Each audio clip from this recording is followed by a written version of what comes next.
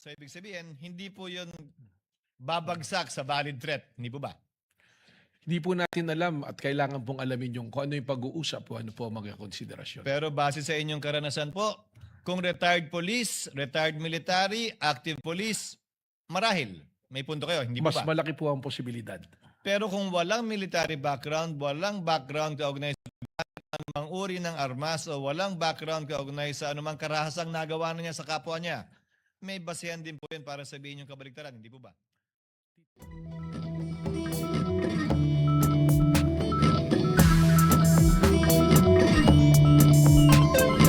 Senator Judge Amy Marcos is recognized for her questions and interjections. You may proceed, ma'am. You have 2 minutes. Yes, thank you very much to our presiding judge. Kumusta Attorney Mel, Congresswoman Ann, at sa lahat na narito.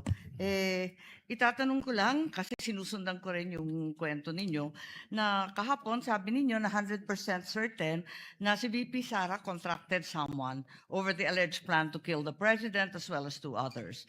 Tapos, ito naman, corroborative naman ito, nung sinabi ninyo, nung 29 April yata sa House of Representatives, na sinabi rin ninyo, meron na kaming leads at mukhang talaga yun ang findings. Kaya may grave threat at inciting. Tama ba na sinabi po ninyo to? Tama po, meron pong report po.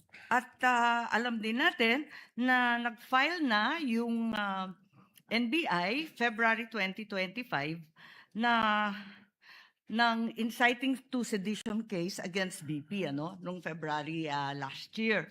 Ngayon, nagtatanong lang ako, 14 months later, as late as 29 April, the NBI still has not identified yung supposed assassin. Does it mean na at that time na nagpila sila ng kaso ng inciting noong Pebrero na nakaraang taon, the NBI wasn't even sure if there was an actual assassin? Alam ko before your time to, no, Mel? Pero tinatanong ko lang, how can the NBI be sure there was really a contract if they can't even identify the said assassin? Respectfully po, Your Honor, magkaiba po kasi ang elemento nung yung pong kaso ng grave threat saka inciting based on the investigation report at based po sa findings ng NBI noon, nakumpleto na po yung elemento ng grave threats saka ng inciting to sedition. Hindi naman po kailangang mahanap kung sino po yung kinausap na assassin. That is not an element for the filing of a complaint. So ang sinasabi po ninyo, tama yung pagka-file, pero hindi kompleto yung mga findings dun sa affidavit of investigation dahil yan din ang sinabi ni NBI agent Attorney Longtok na nandito siya at pinahiwatig niya na siya ay lead investigator pero wala siyang personal knowledge of whether there was an actual assassin. So, why is it that 14 months after filing of the cases, the assassin is yet to be named? At ngayon, humihingi pa kayo ng 3 hanggang 6 na buwan para tuklasin kung sino nga yun. Ganito nga po, yung pong grave threat at inciting to sedition, nandun na po sa DOJ yan. That is the subject of a resolution na dapat gawin ng DOJ. Magkaiba po yan, ihiwalay po natin. Ito pong ating investigation dito is an investigation because of the continuing active and serious threat to the President amounting to the effect that yung national security is only being compromised. Pero So hindi doon po po natin yan. tinitingnan. Hindi po yan ang sinabi ninyo eh. Kasi ang sinabi ninyo doon sa House of Representatives, sa Justice Committee, maliwanag, sa amin nyo na meron kaming leads at mukhang na talaga ang findings, kaya nga po nag-file ng kaso ng grave threat at inciting to sedition. Sabi ninyo, yan ang dahilan. That was your statement. Because if you stand by these words na may finding na talaga, at yun ang dahilan kaya nagpila noong February, as early as February, the date that the NBI filed, the NBI already had findings that VP Sara spoke with an assassin. How come kayo ngayon, sinasabi ninyo na wala naman nung panahon na yon? Ganon din ang sinabi ni Attorney Loto. So, hindi ko maintindihan ngayon, talaga bang may assassin na na-identify nung Pebrero o wala? Wala pong na-identify noong Eh bakit February. ninyo sinabi Kasi- doon sa House of Representatives na yung dahilan na pila ng kaso kasi meron na kayong assassin? That is totally magkaiba po na issue. Again, babalik po ako. Pareho yung issue eh kasi yun din ang inaalam ng Justice Committee noon eh. At ang Ang liwaliwanag na sabi niyo yung dahilan na nakapagpila na sila ay dahil natuklasan na yung assassin. Wala po akong sinabi doon na natuklasan. I also mentioned at that time that there are persons of interest. Ang Again, we have to go back po na yung inciting to hawak sedition ko and po yung grave threat. transcript kasi. Okay Oo. po, tama naman po yung binabasa Kaya niyo. nga nag-file ng kaso kasi meron na kaming leads. Well, Ang liwanag ng pagkasabi ninyo eh. we are referring, may lead na nga po, ibig sabihin, yung pong grave threat, completed na eh. Meron ng threat. In fact, tumatawid na po tayo sa merong kinausap. And we are already talking about na doon sa admission ni mismo ni Vice President Sara na meron siyang kinausap na papatay at pumayag yung papatay. Parang napakaliwanag nung sinabi niyo noon at mas malabo di hamak ngayon. Ngayon, bakit kinailangan pa mag-issue ng AO11 kung talaga namang continuing investigation? Dahil ba ito sa April 12 yung sinasabi niyong Rage Coalition? Kasama po yan, paulit-ulit ko pong sinasabi na there is a 5 points na tinignan po natin na ginagamit po ng isang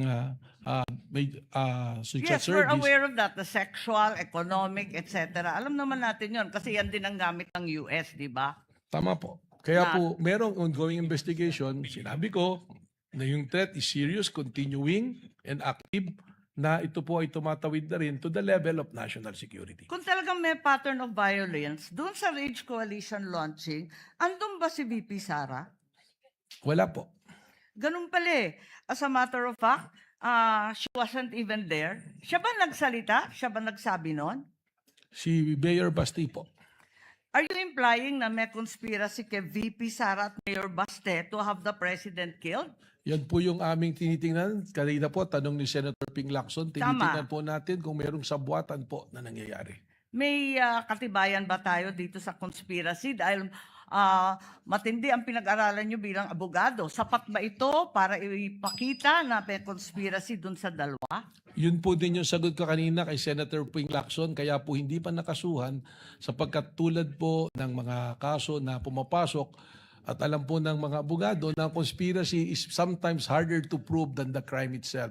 That's why we have to make a case build-up para masiguro po natin ng isasampang kaso Sa ay madaling lulusot. sabi, wala pa pong katibayan ng conspiracy. Yun po yung tinitingnan nga nating anggulo kaya Yun nga, tinitingnan pero mga sa ebidensya. ngayon, habang tayo ang naglilitis dito, wala pa. Kung meron na po, na-file na po namin yan. Kailangan po lumusot ito under Memorandum Circular number 20 of the Department of Justice. Ngayon, Reasonable certainty of conviction. alam natin yan. Ang sabi ninyo, yung Special Task Force, ano ang gagawin ng Special Task Force kung natumbok na rin yung assassin nung Pebrero pa? O Then- natumbok na ninyo ngayon na nasa ilan na na-interview ninyo? Ano ang gagawin sa mga assassin na to? Then, kailangan po natin silang imbestigan at kausapin kung gaano kalawak para malaman po natin kung huminto na ba ang threat sa presidente. Sapagkat alamin natin kung sino po ang makakausap. Dahil maraming nagtatanong kung bakit pa kailangan mag-case build-up samantalang eto na tayo sa impeachment trial, eto na tayo na wala pang actual assassination, kaya hindi naman maintindihan kung ano pa ang silbi ng Special Task Force. Alam po ninyo, yung pong impeachment, magkaiba po yung requirement eh. Hindi naman po natin kailangan pang ipresenta kung sino yung kinausap na assassin. Ang importante lang po rito ay yung admission mismo ng Vice Presidente na humanap siya ng mamamatay para patayin ng Presidente at iyon ay pumayag. Doon po papasok na yan. Dahil po, respectfully, di po sa impeachment court, hindi naman po necessary na may criminal conviction. Kaya po inilatag po yan kung ano-ano yung mga basehan po. Kindly wind up, Sa Senator ating Judge Amy. presiding judge at pati na rin kay Attorney Matibag, ang ating direktor, sabi po ninyo na matutumbok ninyo ito sa loob ng 3 hanggang 6 na buwan. Kung maaari, sabihin na ninyo sa amin. Pwede naman i-disclose kung tutuusin. At sasampahan naman yan ng demanda through regular filing, hindi dito sa impeachment. At di naman siya subject of arrest for inquest proceeding. Bakit hindi sabihin? Or kung maaari, bumalik na lang kayo in 3 to 6 months. Pwede bang i-requestion kapag meron na kayo natuklasan at napunteriyang assassin? Again, ang sagot ko po dyan, iba po naman yung national security protection at impeachment. Dito po sa impeachment, yung sinasabing betrayal of public trust, pasok na po. Dahil meron pong sinumpang tungkulin ng ating Vice Presidente to protect and defend the Constitution, execute the law, do justice to everyone, and consecrate herself to the service of the nation. Alam po natin Yung yan. pong ginawa niya po, papasok po yun sa betrayal of public trust kasi enforce the law, do justice. Pero ito po, execute the law, ito execute the president po eh. Alam po natin yan, pero binubuo natin ang mga elemento ng grave threats at inciting to sedition. Maraming salamat. Thank you, Senator Judge Aimee. Any other Senator Judge who wishes to make an interjection? Just a few questions. Anika, kindly turn on the timer too, just to be sure that I'm within the time. Director Matibag, ito ba ang unang pagkakataon na may binuong task force para mag-imbestiga sa mga banta laban sa Pangulo? Sa pag-aalala ko po, opo. Sa kasaysayan ng NBI? Based on the records turned over to me, wala po. Hindi po ba normal, regular at ordinaryo lamang na magkaroon ng banta ang Pangulo, ikalawang Pangulo o sino mang mataas na opisyal o sino mang mayaman dito sa ating bansa? Tama Kaya kami mga bodyguard sila, di ba?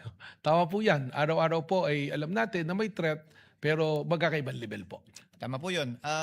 At kung may mga threat tulad nito at kung ito ang unang pagkakataong ginawa ito ng NBI, ang humahawak ng mga bantang ito ay ang PSC na o PSG dati. Tama po ba? Tama po. Kaya po meron po kaming coordination po. Yan. Tutumbukin ko na po yung mga punto ko para hindi ako lumampas sa oras na sinusundan ng lahat. Sa inyong investigasyon, may bayad po ba yung kinausap ni VP Sara? Kung 100% certain po kayo na may kinausap siya para patayin di umano ang Pangulo, may bayad po ba yun o libre? That is the part of the investigation po that we have to establish po. So sa ngayon, hindi pa po niyo sigurado kung pagkakaibigan lang o samahan lang o may bayad yung usapang yun? Tama po, but we consider every possibilities po. Ngayon, would it matter, Director Matibag, kung sino yung sinabihan niya? Kasama po sa liman yung pamantayan na binanggit po ninyo ay identity of person involved and capacity. Tama. Halimbawa po, kung ang kinausap ng ikalawang Pangulo ay kaklase niya sa college na nagtatrabaho sa call center, relevant po ba't mahalaga yon? Kaugnay ng capacity, hindi ba? At kaugnay ng identity ng taong kinausap. That will be considered in the investigation po. So ibig sabihin, hindi po yun babagsak sa valid threat, hindi po ba?